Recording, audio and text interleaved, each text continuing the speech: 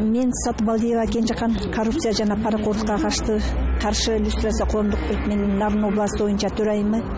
Бүгүнкү митингдин 13 декабрда өтүлгөн митингдин уландысы болуп атат да.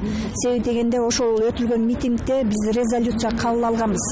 Ушул балдардын жөлөкпулу боюнча мыйзам кабыл алган жогорку кеңештин депутаттары өкмөттөн киши келип, эл алдына келип жооп беришсин деп. Экинчи өтүлүп аткан азыркы митингде дагы жалаң инвалидтер чыкты. Томолой жетимдин үй бүлөлөрү чыгып атат. Булар болсо резолюциясын дагы эле мындай кабыл алышты да. 1 жашта, 3 жаштан 14 жашка чейинки ар бир балага жөлөкпул төлөнүп берилсин, бардыгына бирдей.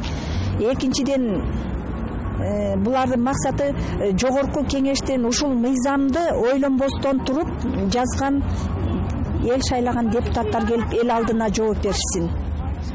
Ушул эки эле эки мыйзамга эки талапты эле коюп атышат. Эгерде жогорку кеңештин депутаттары ошонун биз 25 деп атабыз, 25-не чейин келип өкмөттөн киши келбесе, анда булар ачкачылыкка боз ий тигип ачкачылыкка чыгабыз. Бүгүндөн баштап дагы мөөнөтсүз митинг деп инвалидтер бүгүнкү күндө өздөрүнүн митингин баштап отурушат. Ачкачылык бүгүндөн баштайбыз деп атат. Эми азыр дагы сүйлөшүп көрөбүз го. Булар менен өздөрү инвалид, ден соолуктары бул болсо анан кантип ачкачылыкка чыга алышат.